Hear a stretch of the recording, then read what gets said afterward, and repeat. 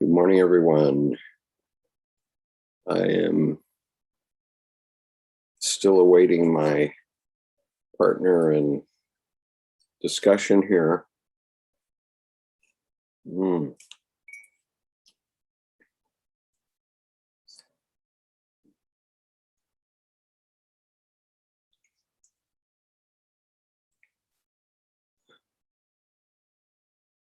And hopefully I've fixed my headphones problem because I had feedback, but I now know what to do about it.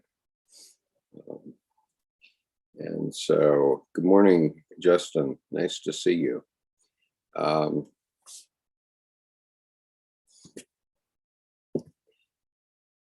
guess without further ado, while we wait for a few people to join us, including Jordan, I'm going to read today from letters, selected letters from Ezra Pound, 1907 to 1941. And as you may know, I am very interested in the work of T.E. Lawrence, who has become known as Lawrence of Arabia. And good morning, Art. Nice to see you. I'm doing quite well, thank you. I am doing far better than I have done for quite a while. More than 2 weeks post-op on my new hip, and it's like having a new hip. So I am totally thrilled about that. And still have some strengthening to do, but basically my hip is serving me like my replaced ankle is, which is like the originals. And so, modern medicine is amazing. And if you ever are having trouble with your hip, get in there and get an anterior hip replacement. They used to do it in a posterior way, but this anterior approach makes it quite easy to recover, I'm happy to report. And so if you ever have to do it, just do it. So I'm reading from Ezra Pound's letters, and there is one interesting letter here from Pound to T.E. Lawrence, and it's dated the 20th of April, 1920. Now, this is several years before Lawrence. It's after Lawrence served in Arabia as Lawrence of Arabia and became a household word and a heroic figure. So it's after that, but it's before Lawrence has published his book, which is called 7 Pillars of Wisdom. And I'll just thank you, Justin. Nice to hear that too. I know a number of people have said I look good, including my urologist and other friends. So I'm feeling much better, that's for sure. Okay, so here's the letter to T.E. Lawrence. It's short, it's 1 page. and he's does some little tongue-in-cheek here with the salutation. My dear Haji Ben Abd il-Bakshish, Prince of Mecca, Prince Damak, two-sworded samurai, old bird, young bird, magister, artrium, etc., a quid tibi lyser, libet, deci, lubet, etc. Thou hast in thee an exceeding hot, intemperate, swift, and precipitate manner of judging thy fellow men. And in the present case, mightest have weighed against 6 or 8 pages of the blast, the dozen or more volumes and 1,000 or more scattered pages of my other labors and opusculing. The Dial is an aged and staid publication, which I hope, rather rashly, to ginger up to something approaching the frenetic wildness of the Athenian. They are much more afraid of me than you are. I also don't care a saffron whether you use your own name or not. Apparently, T.E. Lawrence, in a letter to Pound, had asked whether he should be using a pen name. So here's the sentence again. Also, I don't care a saffron whether you use your own name or not. Only if you don't, you will be under the shameful and ignominious necessity of writing something which will interest the editor. I guess he's saying that if he writes in his own name, just the fact that his name is on the work, T. Lawrence's name, Lawrence of Arabia's name is on the work, he would get published. But if he writes in a pseudonym, then he has to genuinely be a better writer. And so going on. Can you write? Of course, having vortexed a large section of Arabia, you are fed up with vortices. But why reprove me, who have merely created a market for 1 or 2 artists and got a half dozen good books into print, despite John Murray, Sir G. Macmillan, E. Kesta Putazaya. When you say you want to write for money, what do you mean, money? Lord Macaulay's rates or the fees I pick up by force of Lord Macaulay's rates or the fees I pick up by force of necessity to pay my rent. The latter can't be called money. But if you want to sweat in an abysmally paid profession, I think I can supply you with 2 London editors who wouldn't insist on your using your cinema name, your cinema sign. In sending copy to America, let me caution you to use an incognito as well as a pseudonym. Thayer, as is, I think, quite decent. He is the Dial, but I trust in American publication about as far as I would trust a British government. My bright compatriots are quite capable of printing an article by Mr. Smith and then printing a little note at the end of the number saying, quote, the article by Mr. Smith is really written by the distinguished sheikh tamer and tiger hater, etc., who for reasons of modesty has concealed himself beneath the ridiculous name of Smith Yapper. So he's not trusting American editors to respect his pseudonym.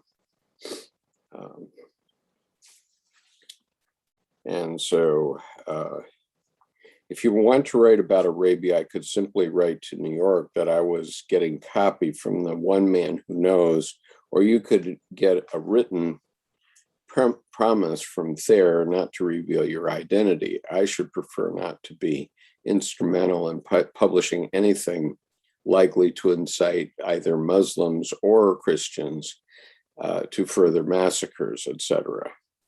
The songs of the desert might be safer. My notes in Elizabethan classicists are considered too technical for the Dial readers.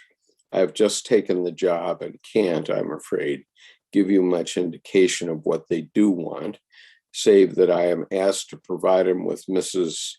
Meynell, Lowes Dickinson, Lytton Strachey, Yeats, Eliot, myself, in homeopathic very doses, etc. Hope to see you in August, if not before. shall be back in August. Suppose you'll have spent your quarterly allowance and retired to Oxford by then. So that's the reason I thought that's interesting is I personally respect, and many other people have respected, T.E. Lawrence's 7 Pillars of Wisdom, which I'm going to give you a little readout from here. Just to give you a flavor if you haven't heard it before. Now, mind you, this is Lawrence of Arabia, who, when Winston Churchill and others have said this is one of the greatest books in British literature, and I have to agree, it's incredibly written, and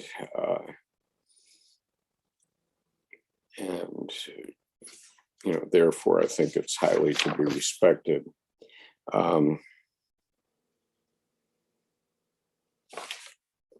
And so I can't read all of it, obviously, so I'm just going to read from chapter 1. Now, there's a preface to chapter 1 called Foundations of Revolt. Now, just to set the stage for you, the Ottoman Empire was in control of most of the Middle East at the beginning of World War I. And there was a British army group in Cairo whose job it was to attack the Ottoman Empire from the south up through Israel, through what is today Israel, but at that time was Palestine, and through Syria to Damascus. And Lord Allenby, over a period of time, he was the general in Cairo, came to trust this inobtrusive first lieutenant in the British Army who happened to be able to speak Arabic and also to be able to get around in the desert. So he started to use him for intelligence missions. And the first mission was to send him up to Prince Faisal near Mecca.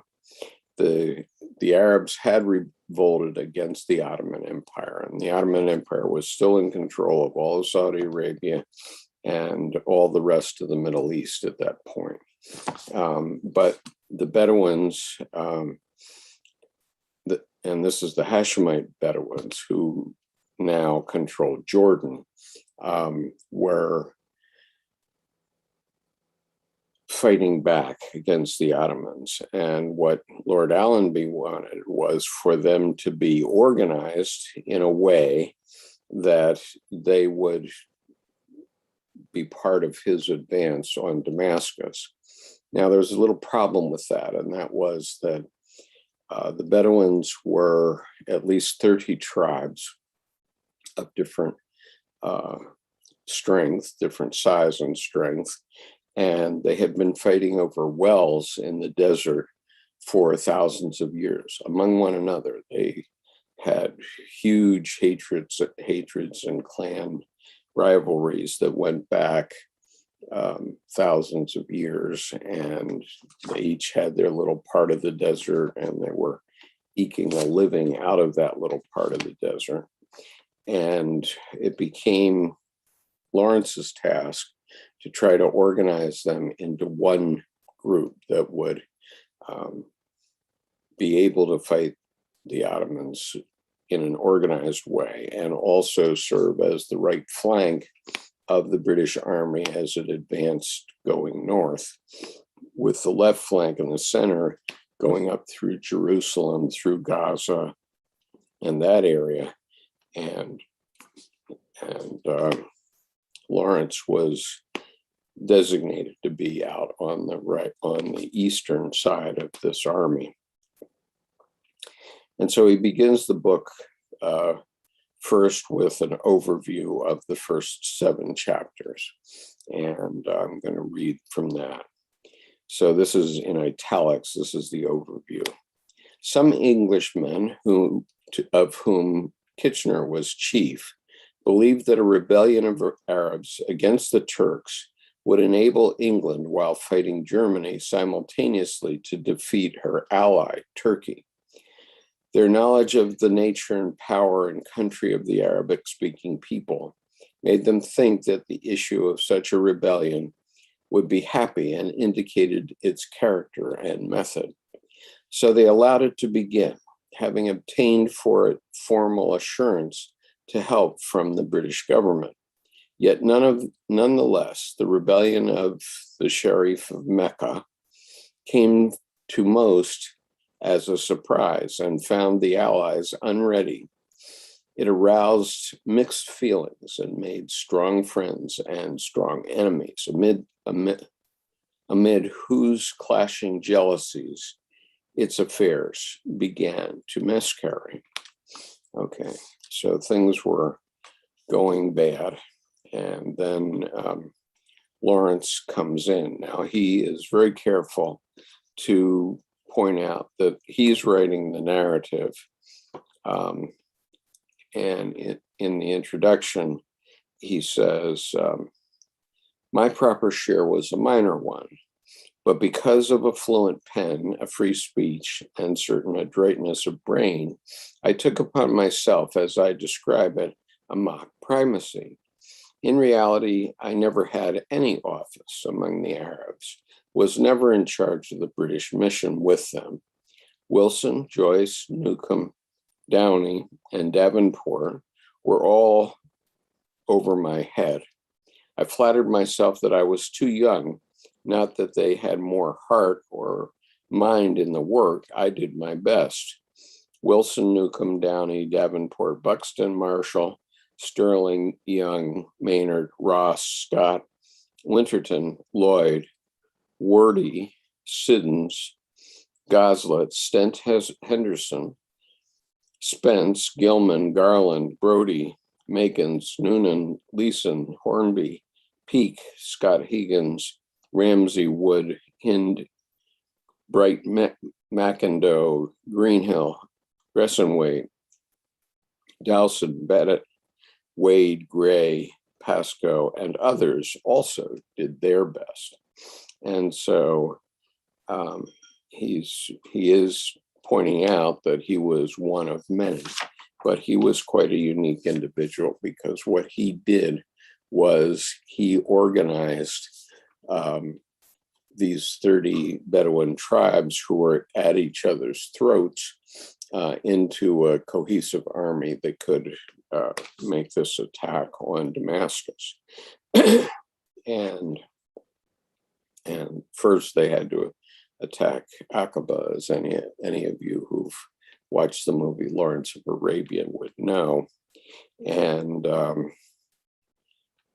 but first he had to gain trust. And what I found this past winter, when I received my cancer diagnosis,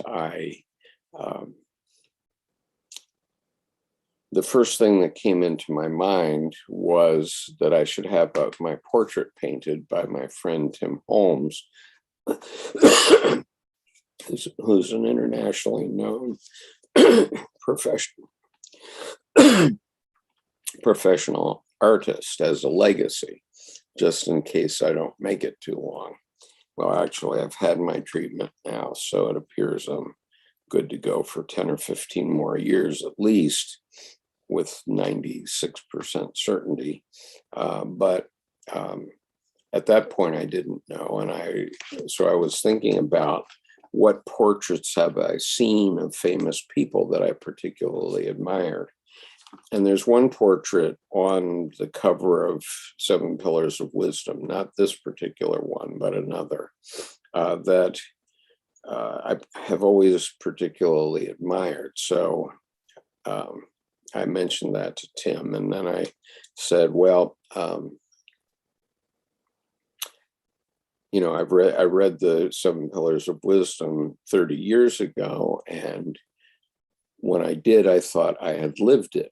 And so I said, wow, that's a pretty arrogant thing to say.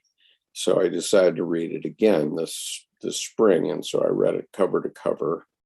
And when I finished, I gave the underlined version that I had read to Tim. And I said, yep, I lived it. And not only that, I lived it 3 times in big ways. I built companies in Japan, India, and Saudi Arabia, believe it or not, with the Bedouin, as Lawrence did. And although I wasn't in battle as he was, I had to overcome many of the issues that a young man, a first lieutenant in the British Army, had to overcome to become basically the leader of a regiment that would attack into Damascus. And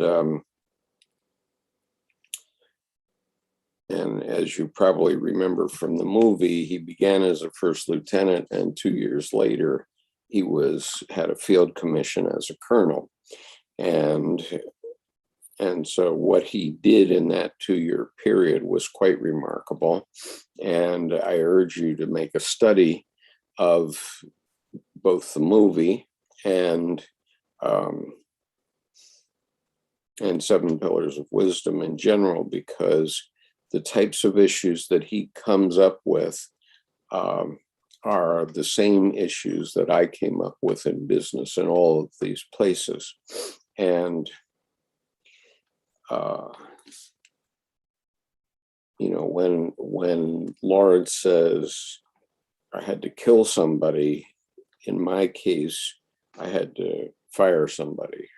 Think of it that way. That's the metaphor, though, because in business, shooting somebody is firing them, getting rid of them out of your organization. And so I'm just going to read a couple of passages here because the writing is so beautiful, and I urge you to read this book. I mean, Lawrence of Arabia is a good movie. Some people say it's the best movie ever made. I think that's quite possible. King Hussein of Jordan gave the movie makers an entire brigade of the Jordanian army to use as extras in this movie. So it's quite authentic and really impressive. And thank you, Ike, for your super chat. I appreciate that very much. And so it has a lot of really good aspects to it. But it's sort of a faint repetition of this book, 7 Pillars of Wisdom, because where it shows Lawrence doing one campaign to do one thing, he actually did 30 or 40 things over a 2-year period, and you can't get the appreciation of how difficult or how complex that was without reading the book. And so I really urge you to read the book. So anyway, I want to just read the first 3 or 4 paragraphs of chapter 1 so you get an appreciation of the quality of the writing. And mind you, this was written a year or 2 after he had his letter from Ezra Pound. Some of the evil of my tale may have been inherent in our circumstances. For years we lived anyhow with one another in the naked desert, under the indifferent heaven. By day the hot sun fermented us, and we were dizzied by the beating wind. At night we were stained by dew, and shamed into pettiness by the innumerable silences of stars. We were a self-centered army without parade or gesture, devoted to freedom, the second of men's creeds, a purpose so ravenous that it devoured all of our strength, a hope so transcendent that our earlier ambitions faded in its glare. As time went by, our need to fight for the ideal increased to an unquestioning possession, riding with spur and rein over our doubts. Willy-nilly, it became a faith. We had sold ourselves into slavery, manacled ourselves together in its chain gang, bowed ourselves to serve its holiness with all our good and ill content. The mentality of ordinary human slaves is terrible. They have lost the world, and we had surrendered, not body alone, but soul, to the overmastering greed of victory. By our own act, we were drained of morality, of volition, of responsibility, like dead leaves in the wind. The everlasting battle stripped from us care of our lives or of others. We had ropes around our necks and on our heads prices which showed that the enemy intended hideous tortures for us if we were caught. Each day some of us passed, and the living knew themselves just sentient puppets on God's stage. Indeed, our taskmaster was merciless, so long as our bruised feet could stagger forward on the road. The weak envied those tired enough to die, for success looked so remote and failure a near certain, if sharp release from toil. We lived always in the stretch of sag of nerves, either on the crest or in the trough of waves of feeling. This impotency was bitter to us and made us live only for the seen horizon, reckless what spite we inflicted or endured, since physical sensation showed itself meanly transient. Gusts of cruelty, perversions, lusts ran lightly over the surface without troubling us, for the moral laws, which had seemed to hedge about these silly accidents, must be yet fainter words. We had learned that there were pangs too sharp, griefs too deep, ecstasies too high for our finite selves to register. When emotion reached this pitch, the mind choked and memory went white till the circumstances were humdrum once more. Such exaltation of thought, while it left adrift the spirit and gave it license in strange airs, lost it the whole patient rule over the body. The body was too coarse to feel the utmost of our sorrows and of our joys. Therefore, we abandoned it as rubbish. We left it below us to march forward, a breathing simulacrum on its own unaided level, subject to influences from which, in normal times, our instincts would have shrunk. The men were wrong and sturdy. The men were young and sturdy, and hot flesh and blood unconsciously claimed a right in them and tormented their bellies with strange longings. Our privations and dangers fanned this virile heat in a climate as racking as can be conceived. We had no shut places to be alone, no thick clothes to hide our nature.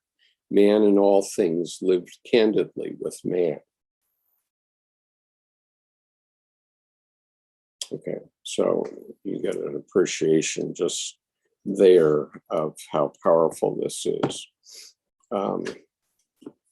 So I wanted to read a little more section, one more page, and this comes about 2/3 of the way through the book, and he's describing a man who they later identified as traitor, who betrayed Lawrence later in the campaign. Keeping in mind that his campaign in in the Levant was about 2 years in total. And so here's what he says. Well, first of all, I want to read it, another description, which is a description of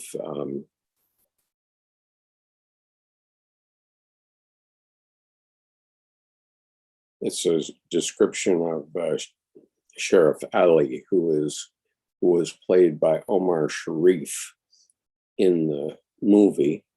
And here he's describing him, and he's describing what he needs him for. For such an eventuality, we needed at Azraq an authority to lead the potential local adherents. Nasser, our usual pioneer, was absent, but out with the Beni Sadr was Ali ibn al-Hussein, the youthful and attractive Haris Sharif, who had distinguished himself in Faisal's early desperate days about Medina, and later had out-Nukumed Nukum about al-Ula. Ali, having been Jamal's guest in Damascus, had learned something of Syria, so I begged a loan of him from Faisal. His courage, his resource, and his energy were proven. There had never been any adventure, even our beginning, too dangerous for Ali to attempt, for a disaster too deep for him to face with his high yell of a laugh. He was physically splendid, not tall nor heavy, but so strong that he could kneel down, resting his forearms palm up on the ground and rise to his feet with a man on each hand.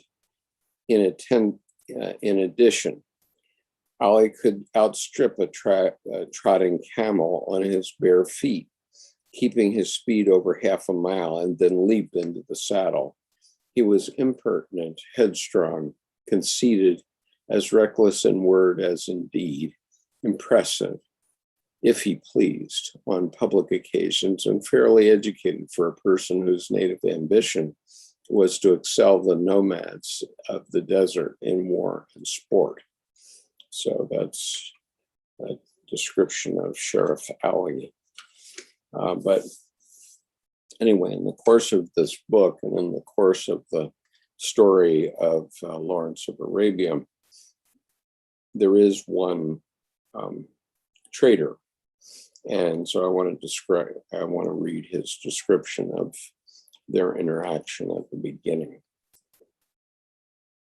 We were making our last preparation when an unexpected ally arrived in Emir Abdullah al-Qadr al-Jazira, grandson of the chivalrous defender of Algiers against the French.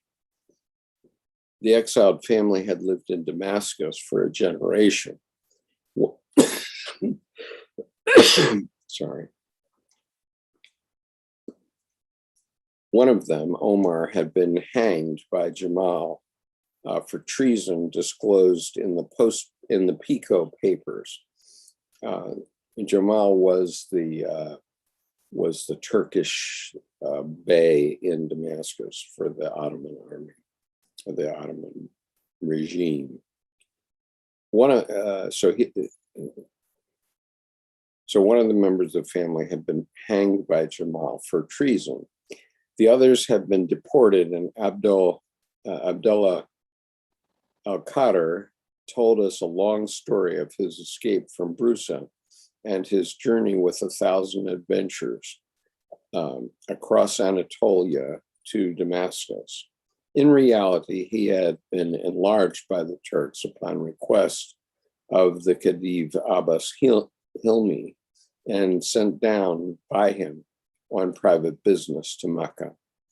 He went there, saw King Hussein, and came back with a crimson banner and noble gifts, his crazy mind half persuaded of our right and glowing jerkily with excitement.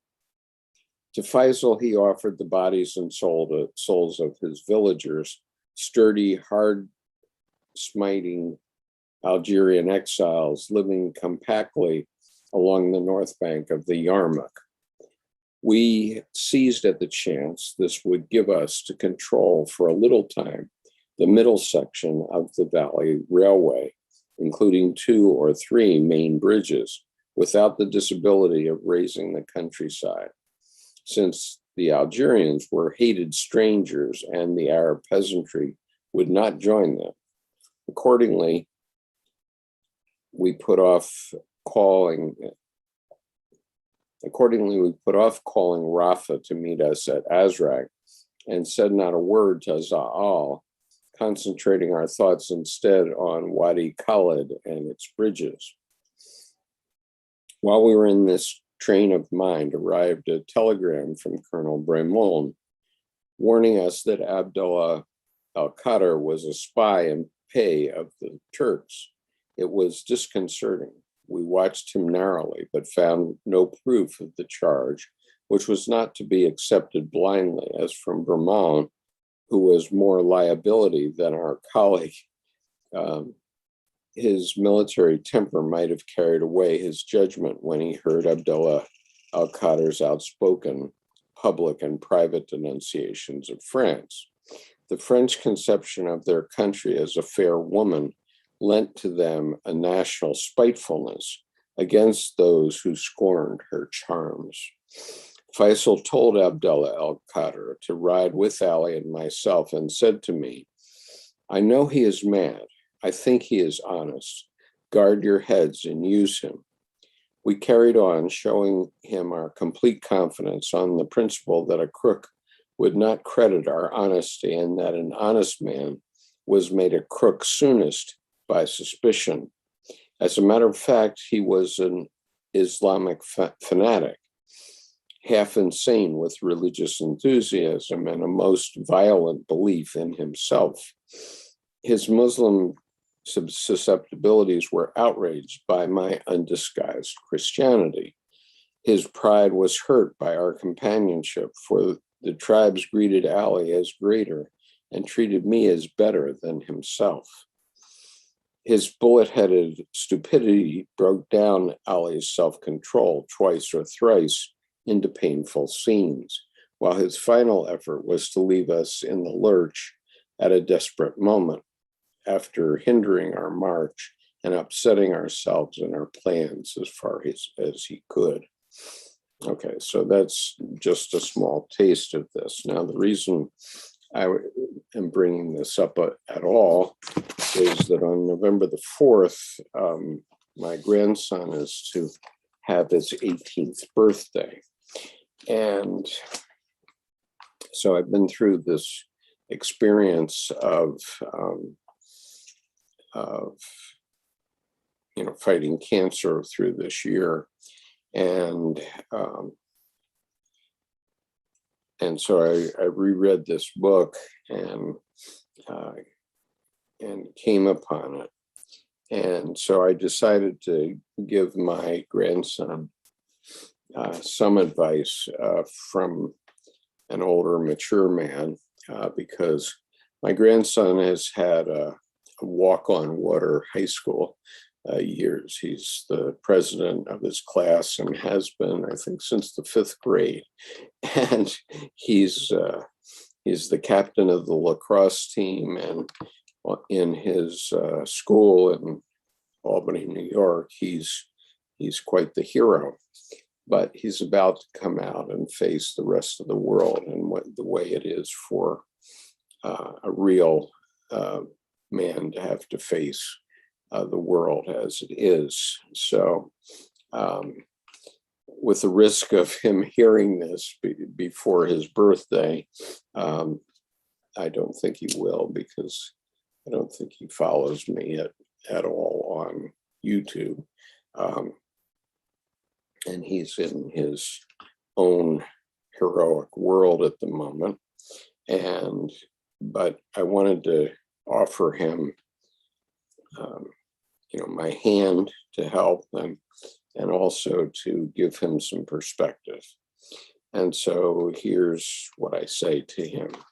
And I hand wrote it out in my notebook, and I'm going to transcribe it someplace, either on a typed letter or into the cover of 7 Pillars of Wisdom. I haven't decided yet.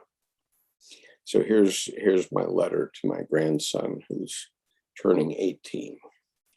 Happy birthday. During your growing up years, I have intentionally left your upbringing to your parents. But now that you are 18 and legally an adult, I feel there are a few things that I should say to you to help you face the responsibilities and call of adulthood. The first is that you will make some mistakes in life, and the key to success is to learn from them and move on. The dean of students at Hamilton College, where I went to college, when I was there, was Sidney Wertimer. He once said, Hamilton trains you for nothing, but prepares you for everything. That has proven to be true in my lifetime, and a necessity because I have had to reinvent myself many times. It is for this reason that I urge you to select a liberal arts education where you will learn how to learn, which will allow you to face anything. There will be time enough for training in graduate school if you choose a profession, but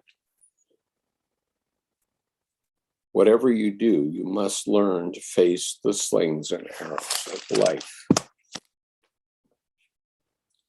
You may not end up doing what you planned.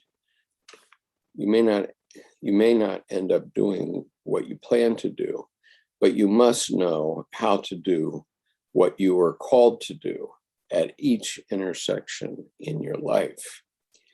I once knew a man who was the national collegiate champion in speed chess. That's a chess game in 10 minutes. He was brilliant and lit up the room, but his flaw was that he never learned that human beings tend to wiggle just a little bit more than chess pieces. The same is true when you walk off the lacrosse field. There are no longer any rules and no bounded field of play, so you must make yourself for those challenges in life. I am giving you this book, 7 Pillars of Wisdom, because about 30 years ago, I realized that I had lived it, not in battle, but in creating diverse organizations around the world. I built major businesses in Japan, India, and Saudi Arabia, and found that metaphorically, I had to deal with the same issues that T.E. Lawrence had to deal with in the Desert Campaign.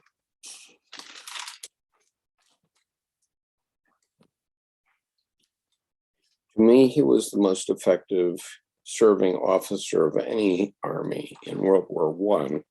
He organized 30 warring tribes of Arabs who had fought over wells in the desert for thousands of years into a cohesive fighting force, which could serve as the right flank of the British Army during its campaign to take Damascus from the Ottoman Turks.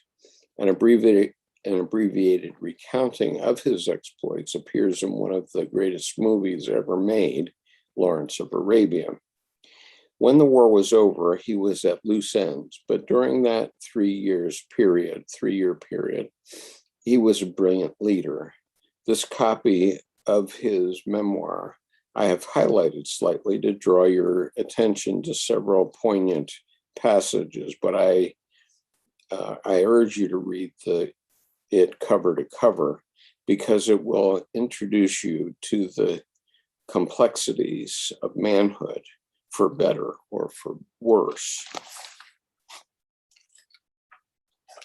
The most important thing to remember is that no matter what you are doing, that your life is your project, that your life is your project.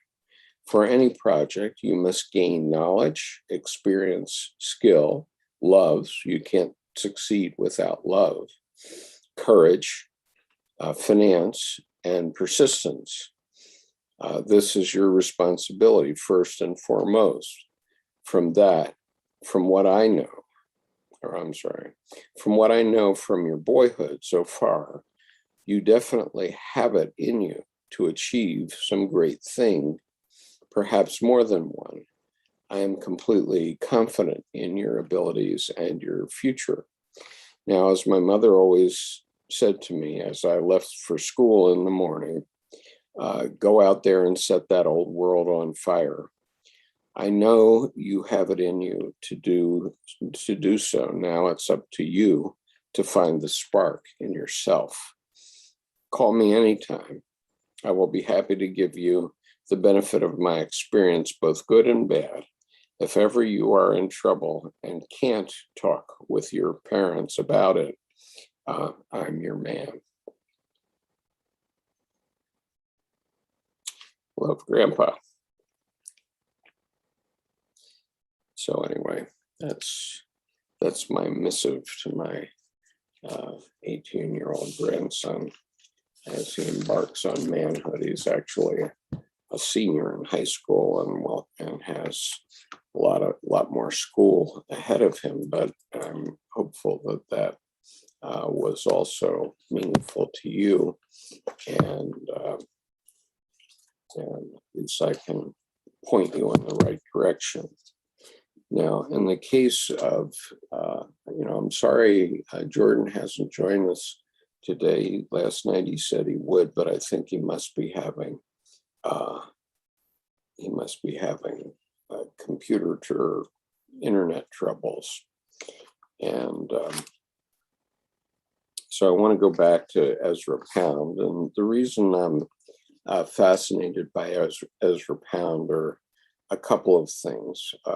Until a few weeks ago, I had paid very little attention to Ezra Pound. I knew of him very well because he is also an alumnus of Hamilton College. So I knew he existed and that he was a controversial figure, but I never really paid much attention to him. But as I've gone back and looked at some of his work and so on, I found, first of all, how respected he was in the literary community over his whole lifetime, at least from 1910 to 1972 when he died. And,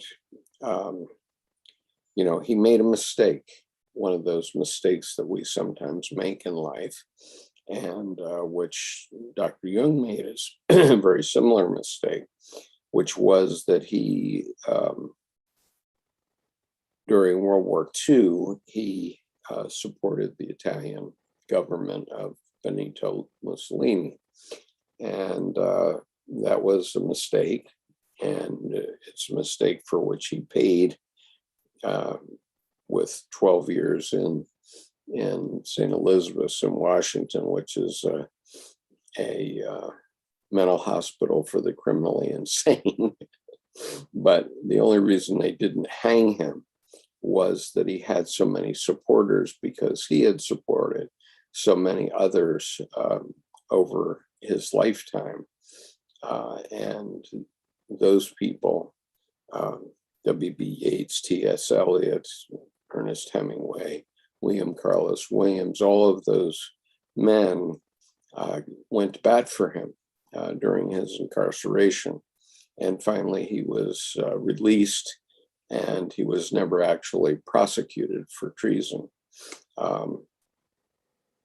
He was, for the public's knowledge, he was treated as insane.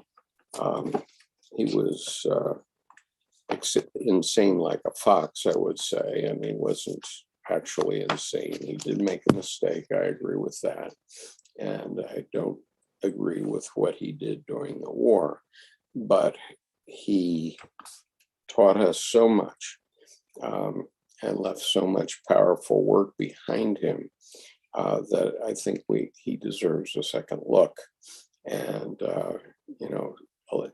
just as I've seen myself in the work of T.E. Lawrence, I see myself in the work of Ezra Pound too, not only in his mistakes, but in many ways. So that's why I'm talking about him in this series on Sunday mornings. Morning, Jamie. Welcome. Nice to see you today. I'm still working with his selected letters from 1901 to 1941, or 1907 to 1941. And I thought I'd read the preface for you because it's written by another writer, a scholar in literature, probably a professor of literature. And it's very well written, and it gives you a sense of what I'm talking about. So I'll read it paragraph by paragraph. These are the letters of a serious and humorous man. We might almost say so serious a man that he had to be humorous too. But it would be foolish to say that partly because we know that seriousness does not always lead to laughter, and partly because in Pound's case, the two things are impossible to separate. He was not the one thing and then the other. He was both things from the start. He had a genius in him that kept him playful in his grimmest hours and merry when he was most wroth. To read these letters is certainly to be amused in the grand manner, but at the same moment, it is to witness an anger that could last for 30 years and is to listen while important theories of art are being stated. Okay, that's the first paragraph. Distances.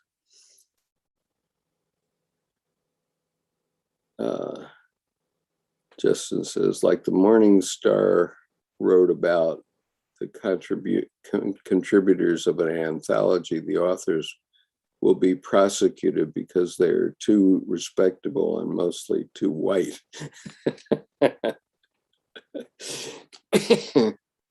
Yeah, maybe. So I'll read you our next paragraph. So please do put your comments and slings and arrows in the YouTube chat so that I can react to those at least also. The art of poetry was the thing. Pound's anger, commencing in 1910 or thereabouts, rose out of his conviction that nobody thought there was such an art. No editor, no publisher, no critic, and even no poet. Hence, for him, the inanity of verse in that dim day. It was not as well written as prose, said Pound. It had to be overhauled. Learn your art thoroughly, quote unquote. He wrote to William Carlos Williams from London.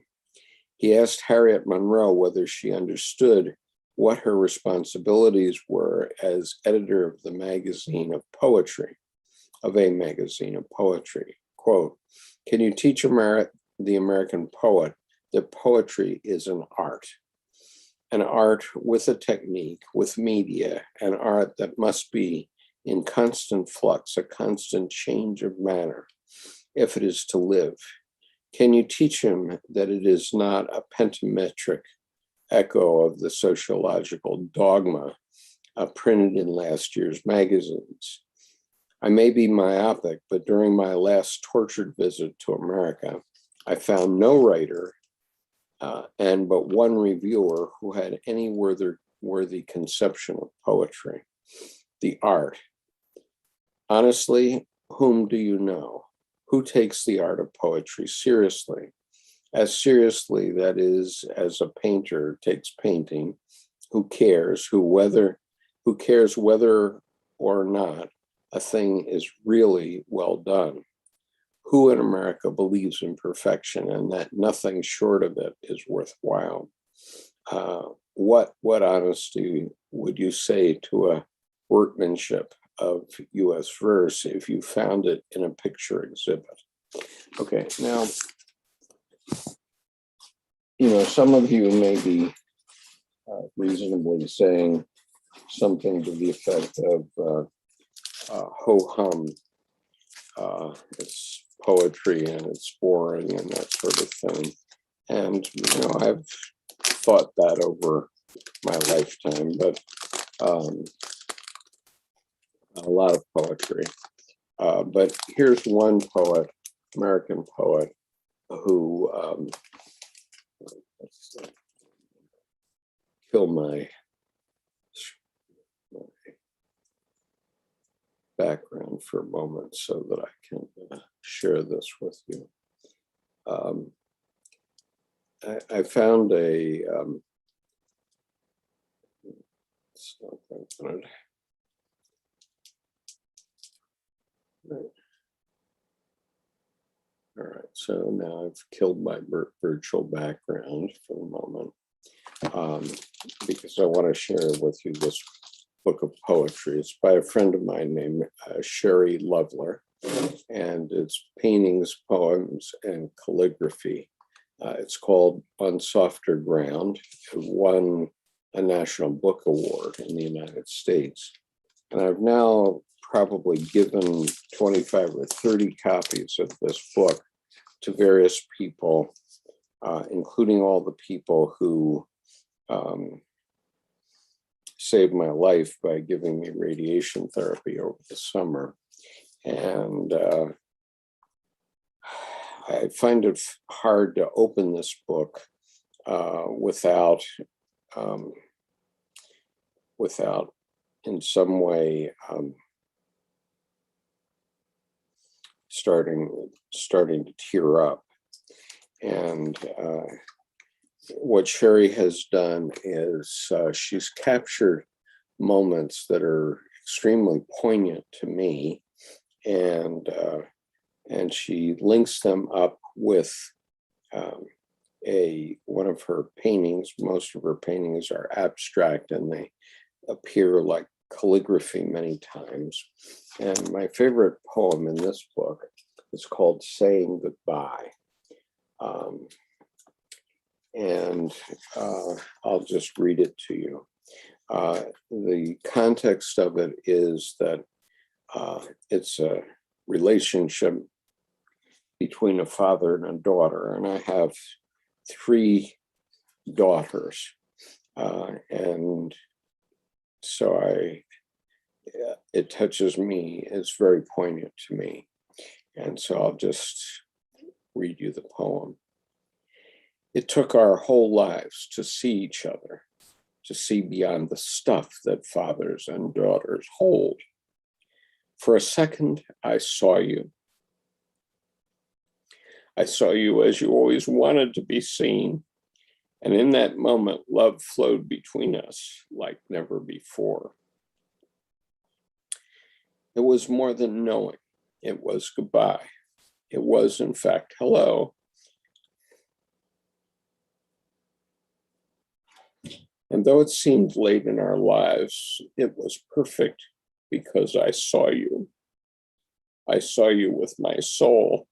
And though words cannot express that feeling, I know you took it with you as much as I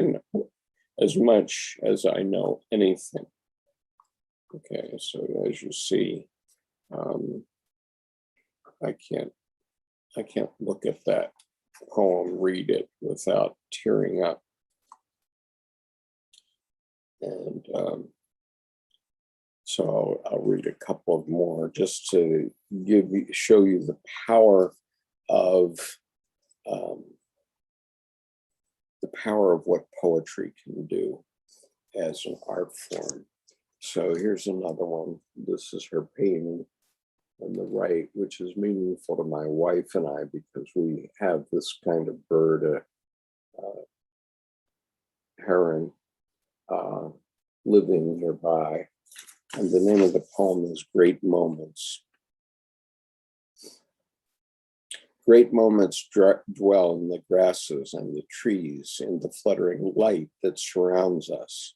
They live in the stories that are shared from one person to another, in the deep songs of the soul. They open the door to love, propel us from here to there, and make ourselves feel alive. Great moments tap as gently as a beating heart, come and go like whispers in the wind. And so that's the sort of the simplicity of life. And then here's one where she's painted an eagle. That's her painting with the calligraphy attached to it. Good morning, Louise. Nice to see you. Okay, and so with that painting of the eagle is soul guide. My eyes, clouded by what they see, call me to look deeper. My mind, closed by what it knows, asks me to feel my way into the sanctity of life. Wisdom comes in symbols from sources beyond reason. The unreasonable becomes my truth. The journey becomes my guide.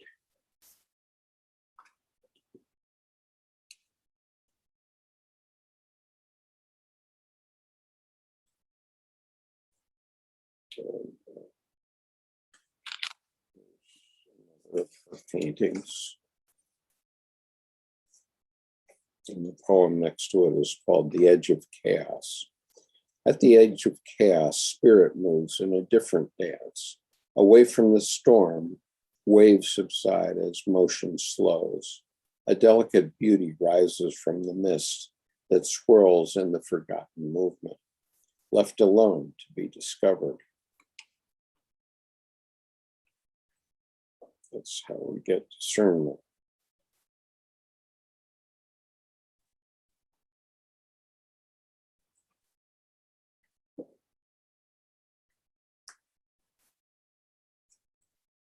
Just looking for a couple of others that I particularly liked because, so I'm reading from a book of poetry called On Softer Ground by Sherry Lovler. And her website is artandpoetry.com. And so you can go and find her books and other things there. She just does beautiful work. I've given this book to many people for Christmas. I think that, it's been very meaningful to them. And it was extremely meaningful to me. I have a box of them here. So here's another one. This painting looks a bit like a shrimp, I guess. And the poem is called The Sacred Life. There comes a time when you want to run as far away as you can. Run from your life, run from the task that is so large it cannot be done. But your feet don't move, and slowly life opens up and help appears, not in the form you expect, but in secrets and winding roads and gateways into the world you long for but don't know how to reach. And the task doesn't get easier, but life gets more beautiful with a richness you couldn't imagine, and a warmth you had never felt, as you directly face the immensity of what you are called to do. That's Sacred Life. I think I'll just read one more. I had given that particular one to my one of my daughters. I gave her a print, artist print quality that she could frame. I gave each of my daughters one different one. So I just want to see if I can find the other one that I gave my other daughter. No, it's not. Not in this book. Don't know why, but anyway, it's not. And so, so let me read you this one. And here's the image that goes with it. And the poem is called Next Phase. The endless days of openings on silent ground that cannot be felt call to me. It is time to leave my small world of comfort. The truth of my existence is here, now, ready to take me on her flight of surrender. Surrender to who I am and resist no more. Surrender to faith, to healing power, to love. Surrender to the one life I am here to live. The apprenticeship is over. I think that's quite poignant too. So, as you see, this particular book is a National Book Award winner on Softer Ground by Sherry Lovler. You can find it in artandpoetry.com. And Sherry is one of the 6 artists with me who are organizing our confluence in Helena, Montana for next June, the 10th to the 14th. And so I would urge you to be there. It's an invitation-only event, so please write to me and I will get you an invitation so that you can attend. There are only going to be 30 people allowed to attend, and we're going to be having experiential events that will hopefully give people ways to change the way our world is going, because we've been controlled by the logos for thousands of years, at least 2,000 years. And we have to start to realize that the logos, it's not alive. We're alive, and we have to be able to live within the logos.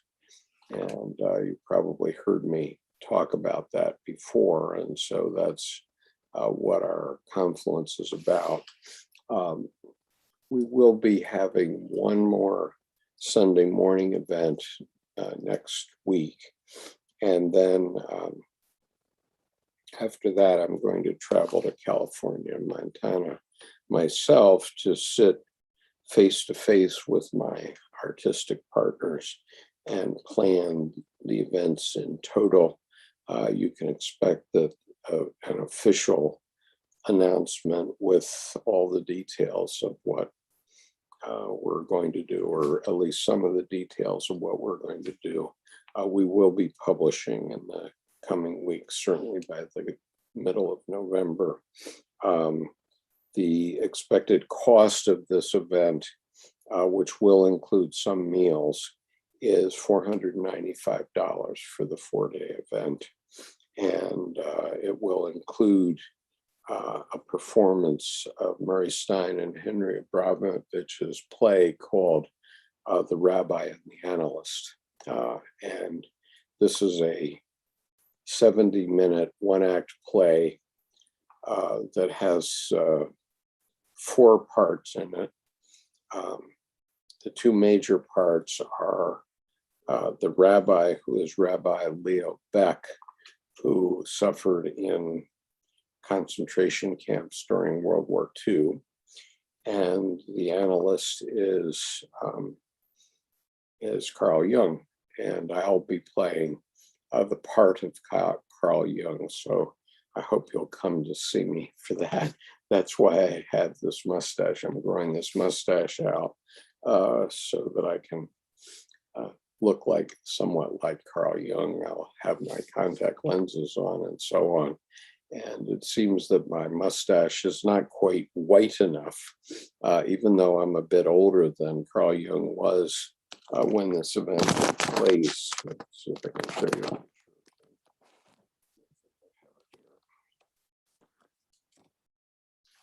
Nope, not that.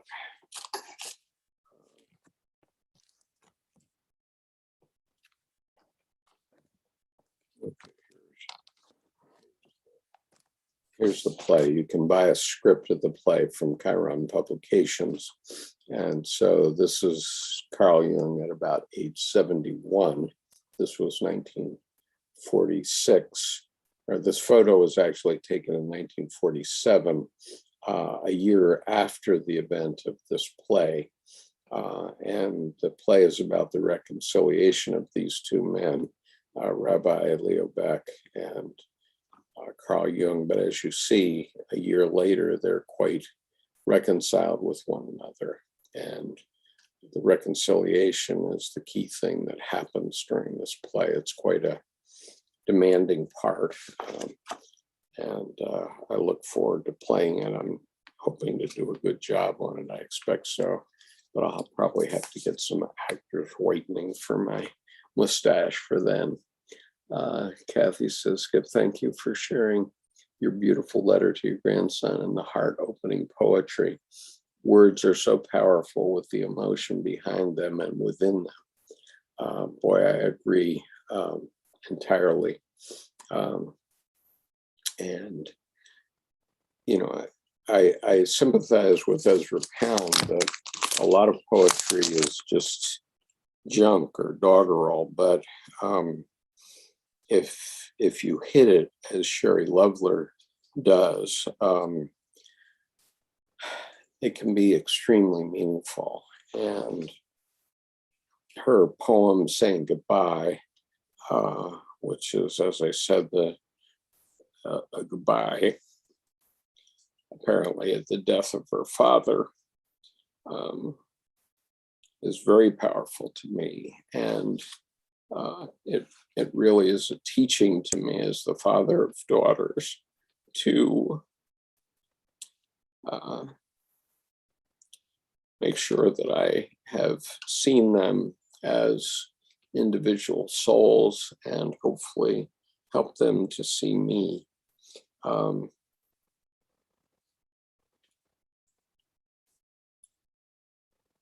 see. Okay. Yes, I'm definitely primed to play Jung.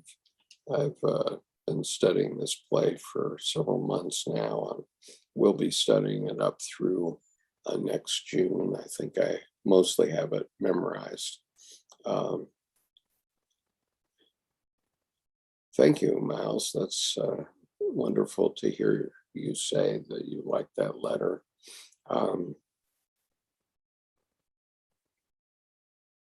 Okay, let me read on in this preface.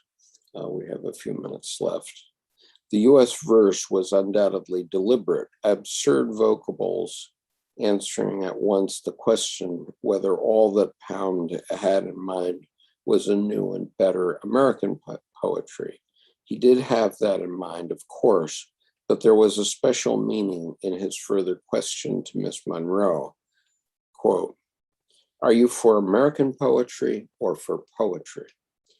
The latter is more important, but it is important that America should boost the former, provided it don't mean a blindness to the art. The glory of any nation is to produce art. To produce art that can be exported without disgrace to its origin. If Pound was an expatriate, he was one who never forgot his own point of origin, but was one who never deviated from his conviction that art has its universal provenance.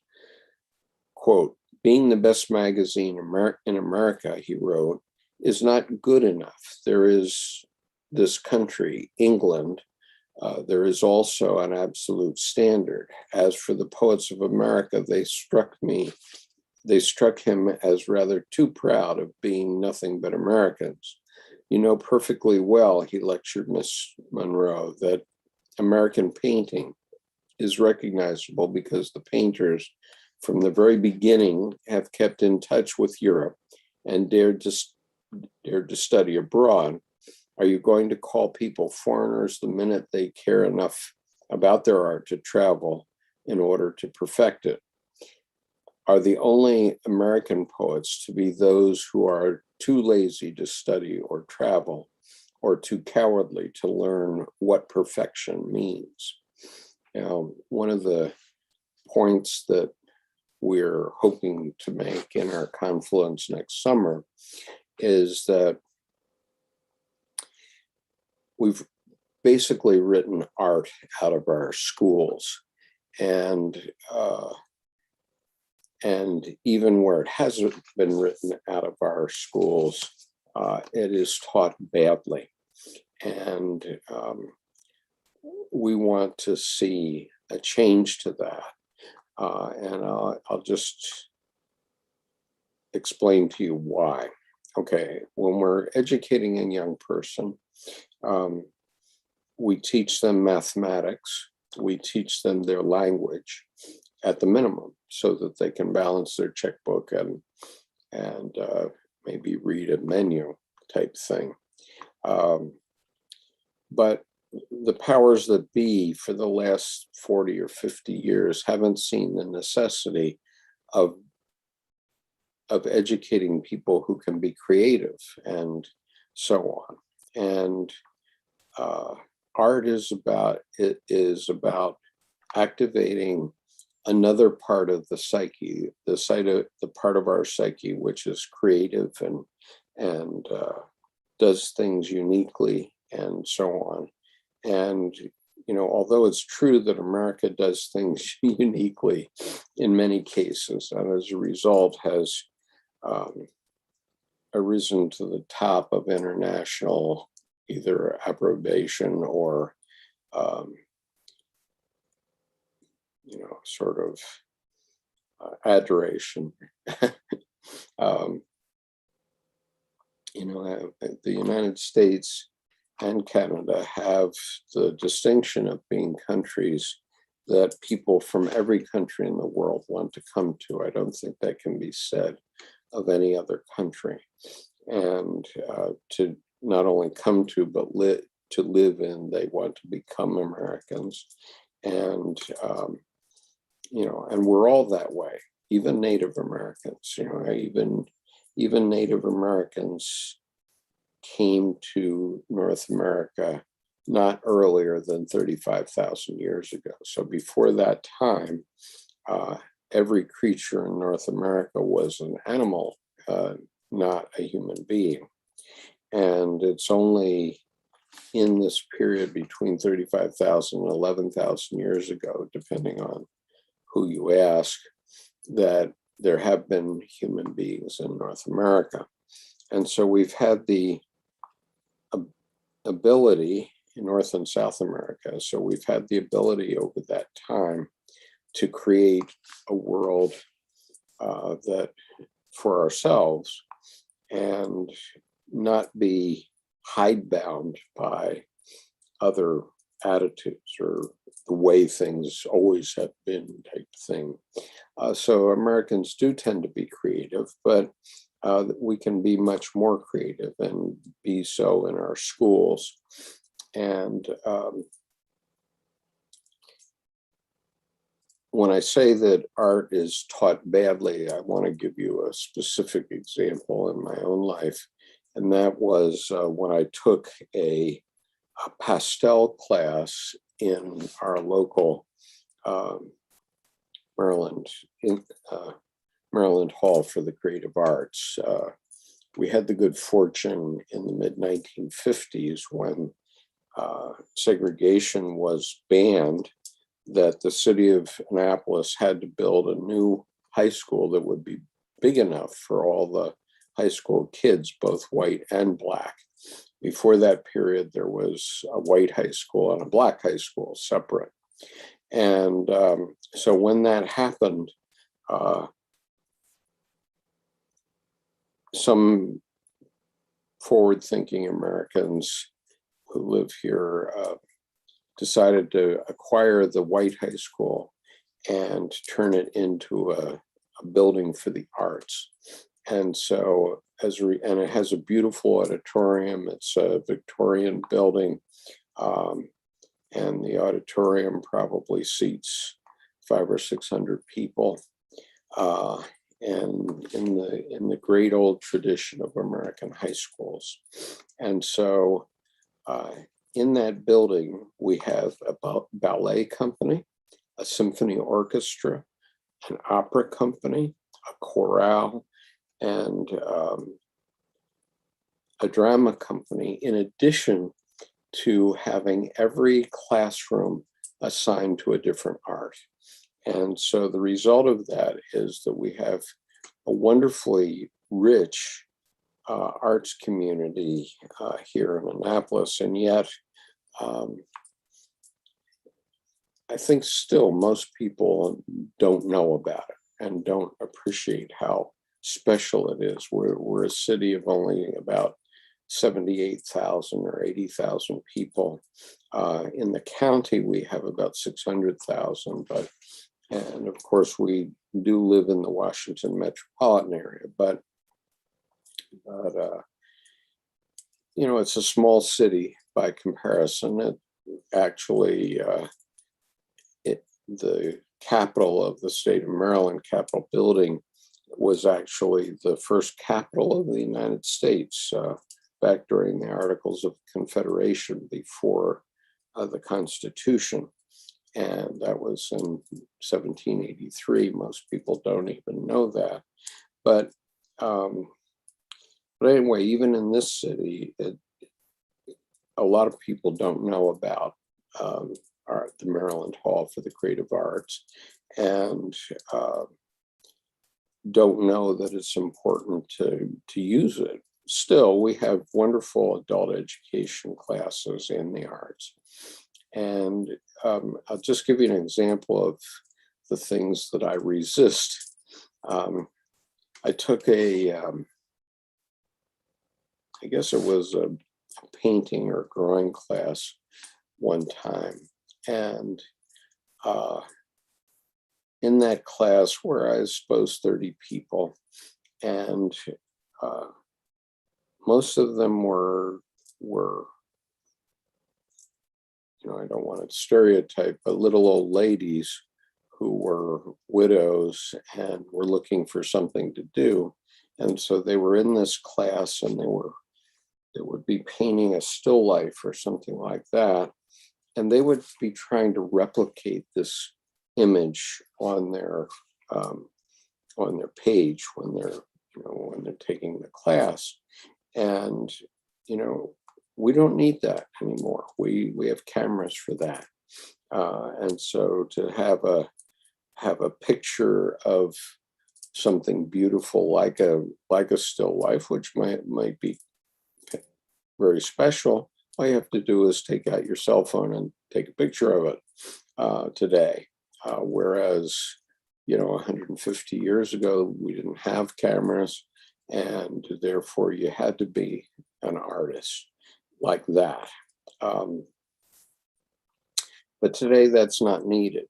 But what is needed is for us to feel and express something of the human condition, which is what Sherry Lovler's poetry does. And so the example I like to give is when I took a pastel class at Maryland Hall, and we were, you know, even though it's chalk, colored chalk, we still call it painting. And so we had a model in this class, and we were working on painting this model's picture. And the teacher came up behind me one time and said, no, you can't do that. You have to do it this way. And I just looked at this teacher and said, no, I don't. And that's the problem. That teacher, by the way, is a portrait artist. She sells portraiture for the community, and she can do a lifelike portrait of you, almost just as good as a camera, or just as good as a camera, maybe slightly better because it's more vibrant in color. But this artist teacher that I have probably does not understand Picasso's work, for example, where he was seeing things through his emotion that was entirely different from what he was looking at. And, that's what we're trying to get at, because we're trying to get at teaching people how to activate that creative part of the psyche and not just become a photocopier for what's already in the world. We've got that already, and we've got way more iPhone photographs than we need in the world. But what we don't have is people who can be creative and use it in different ways. So let me see what else you're saying. Kathy says, you are primed to play Jung, Skip. Yes, I am. I'm very much looking forward to it.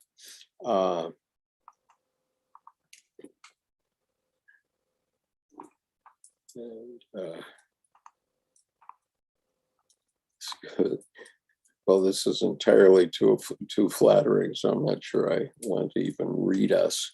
But as Kathy says, Picasso saw us as the way we are.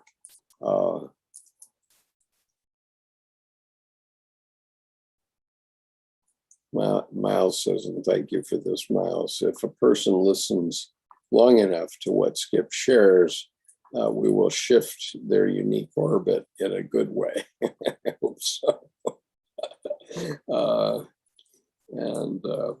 That's what we're going for. All right, so let me read on in this preface to Ezra Pound's letters.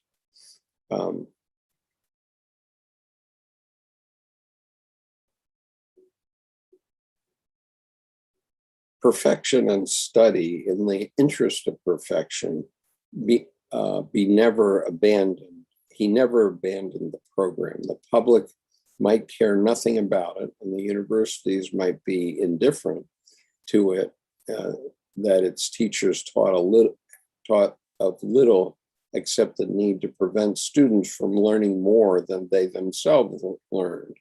But Pound would keep at it night and day for 30 years. He did.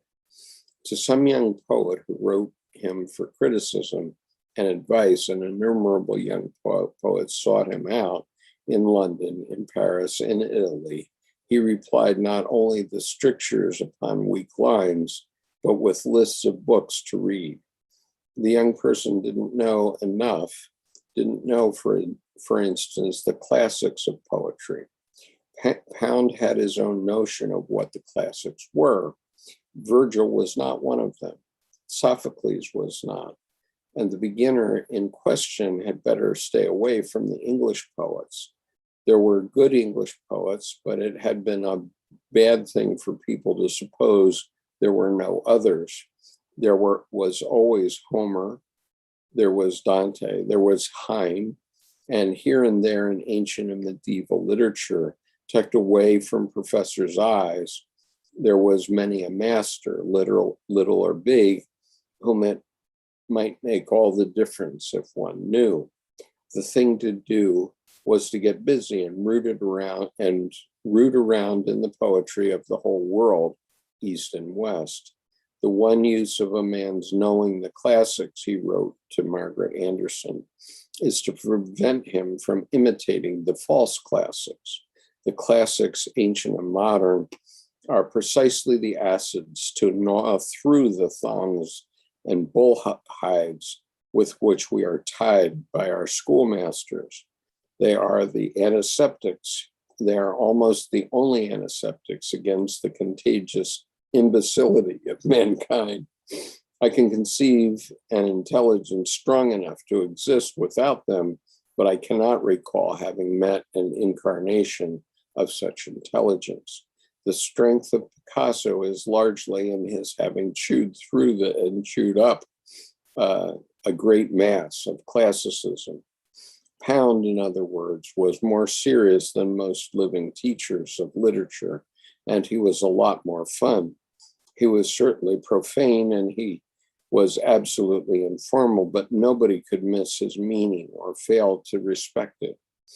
Anything so personally stated was bound to be true for the speaker, especially since he didn't spare the person he liked best. Epstein is a great sculptor, he wrote his mother. I wish he would wash, but I believe Michelangelo never did, so I suppose it is part of the tradition. But Bill Williams, this is William Carlos Williams he's referring to, but here he refers to him as Bill WMS, Bill Williams. He once remarked to Margaret Anderson, is the most bloody, inarticulate animal that ever gargled.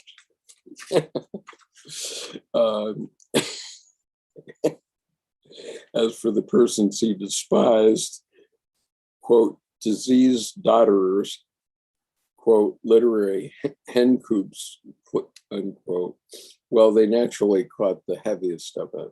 Not only persons either, there were American universities, and on at least one occasion there was, quote, the sodden mass of half-stewed oatmeal that passes for the British mind. His devotion to poetry was immense and unwearied. He himself might groan under the burden of an ever-growing correspondence and an ever-expanding battle area of criticism and propaganda, but his ideas could not be dampened down. His humor was what saved his strength and kept him going. Hyperbole rewarmed him to his work, and epithet rejoiced him even while he staggered. His war was for a hardness that had been lost in poetry, an edge and a sense and brevity such as classics have. The classics, ancient and modern, he didn't care which. He knew The Wasteland was a classic before anyone else did. He knew Robert Frost was one. He knew Joyce was in prose. The art was all, whether living or dead, men practiced it. Poetry must be as well written as prose, no words flying off to nothing. Rhythm must have meaning. Rhythm must have meaning. There must be no cliches, set phrases, stereotyped journalese. Objectivity and again objectivity and expression, nothing that you couldn't, in some circumstance, in the stress of some emotion, actually say. I have always wanted to write poetry that a grown man could read without groans of ennui and without having it cooed into his ear by a flapper. Damn it all, I want the author talking to the one most intelligent person he knows and not accepting any current form of story, form of anything. Hang it all, how the hell does one say what I'm trying to get at? Sooner or later, he did say it. I'm going to put my virtual background back up, considering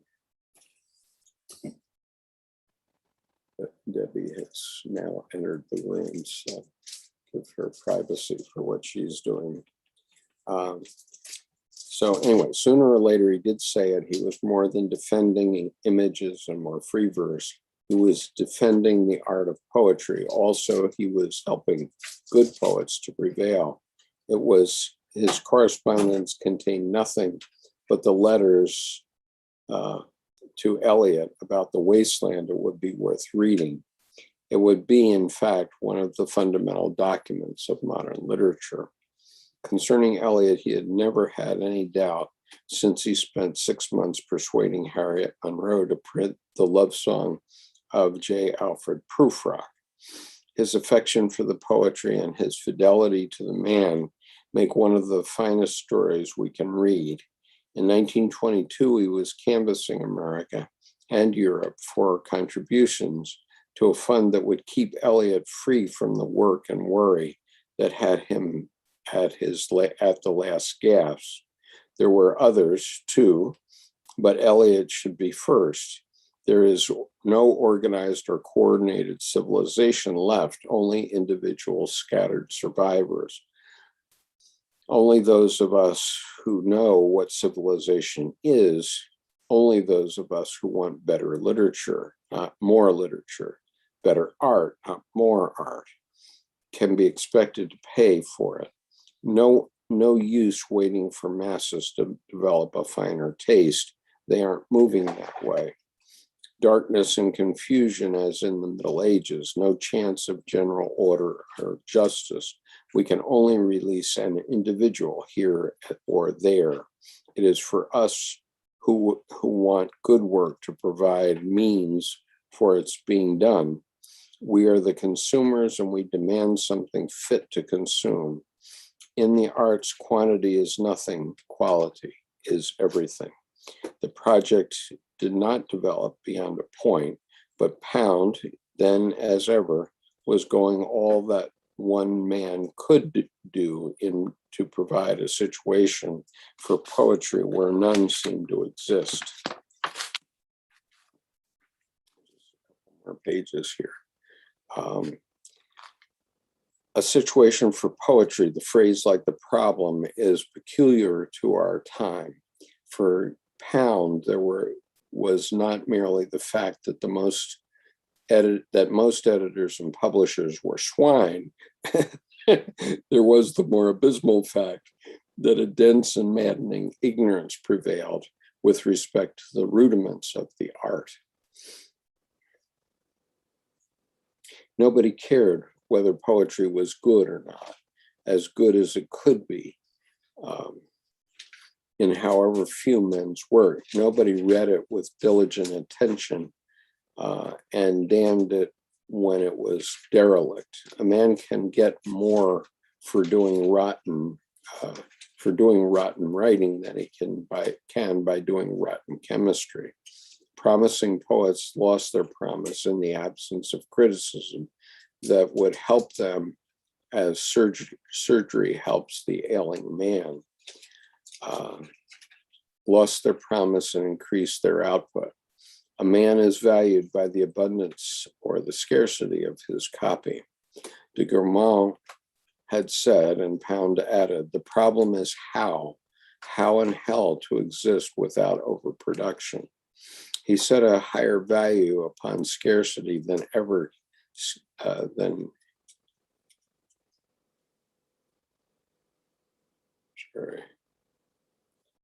He set a higher value on scarcity than either scarcity or abundance in itself deserved. Quantity is really as irrelevant as he insisted it was, though he sometimes lost sight of this, yet he was right in the main, at least just then, and he was fearfully right in the judgments he made upon most of his contemporaries. He never set up a critic in the impressive way Eliot did. Quote, criticism should consume itself and disappear, unquote, he once told Lawrence Binyon. That is, it should be content to lead others to where excellence might be found and leave them there with only some notes or an anthology in their hands. Pound was never quite sure that Eliot had done well to become even the most influential critic of his age. He didn't make literature sound enjoyable. He wasted time on dull subjects, and sometimes he made the worst appear the better work.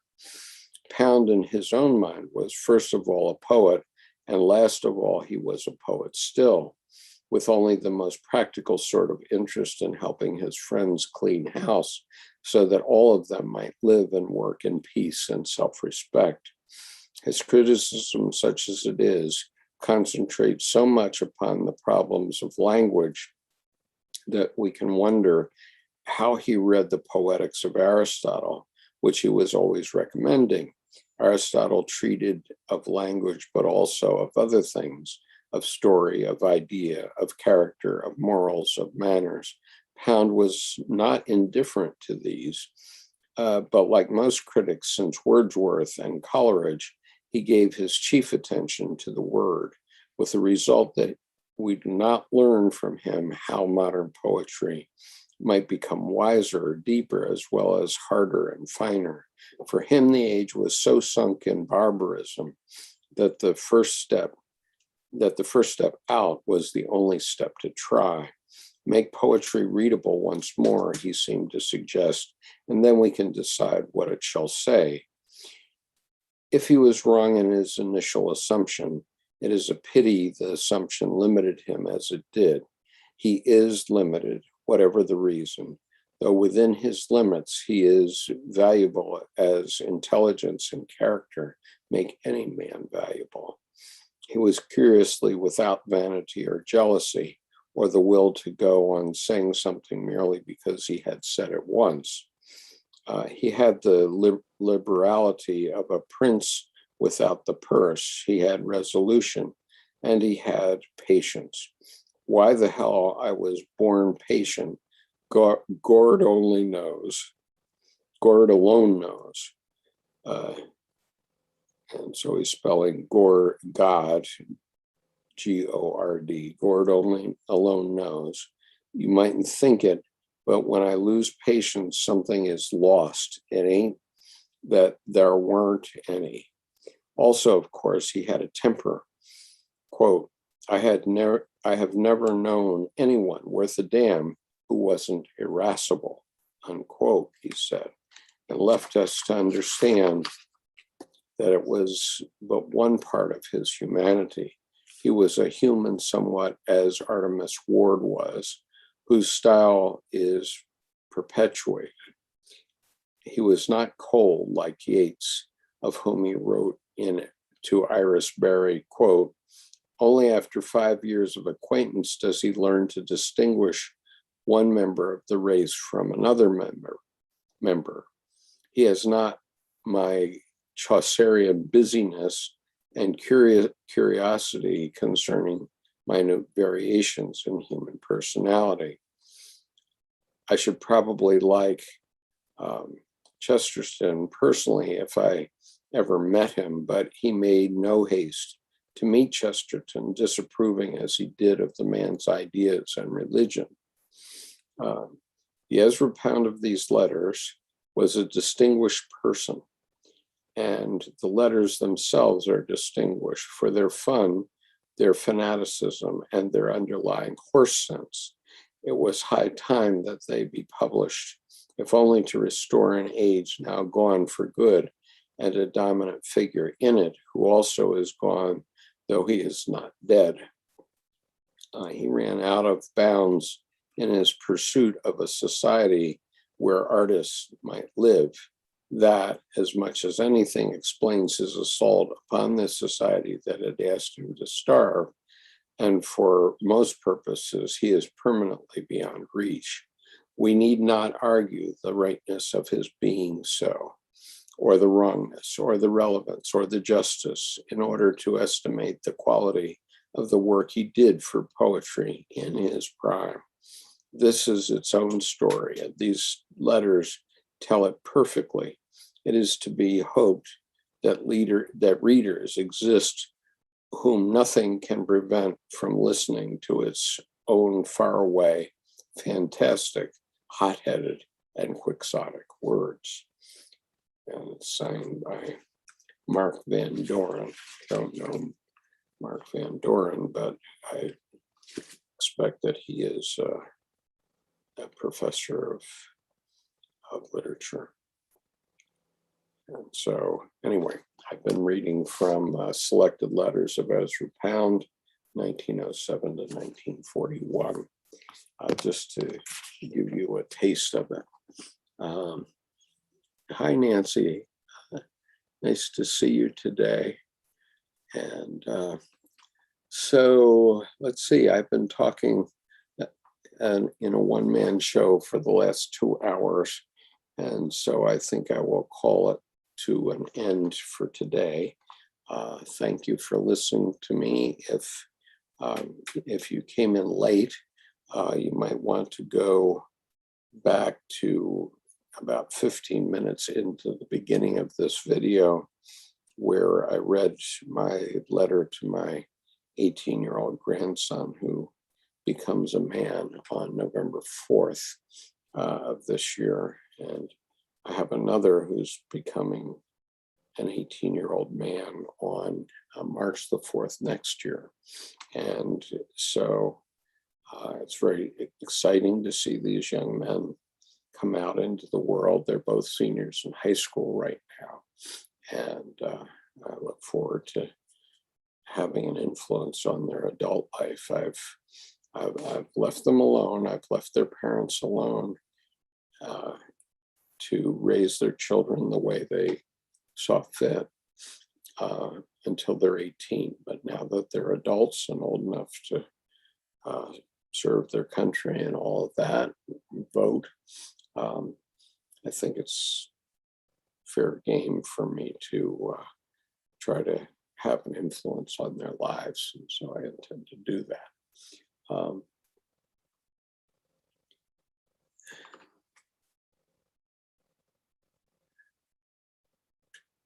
So anyway, okay, I'm going to wrap it up for today. Thank you for being here. I am hopeful that Jordan will be able to join us next week. He lives at 9,500 feet in a cabin outside of Taos, New Mexico now. And sometimes the internet signal isn't terribly good there. And so even though he said he would be able to join me today, he hasn't done so. I think he probably had an internet problem. Let me, before I go, there's a new MailChimp link that we have, and that's for sign up to participate in our panels. And if there are others who would like to participate, you can click on that link and indicate your interest in which of our programs you want to participate in. And for most of these programs, I do send out a individual notice every week, but I haven't done that on the Sunday morning program. So let me show you what the link is. Hope this will go through in one shot. So if you wish to join the panel for this Sunday morning event that we do, so that we can have a discussion, I do think it's better if one or two others do join me, or even more the merrier. And these are public events, however, which are on YouTube and are being recorded and remain on YouTube. So if you're willing to have your likeness portrayed on YouTube and you're willing to have a public discussion with me on any of these topics, I'd be more than happy to have you with me. And I think it does work better when there's more than one person speaking. So till the next time, thank you very much for being here today.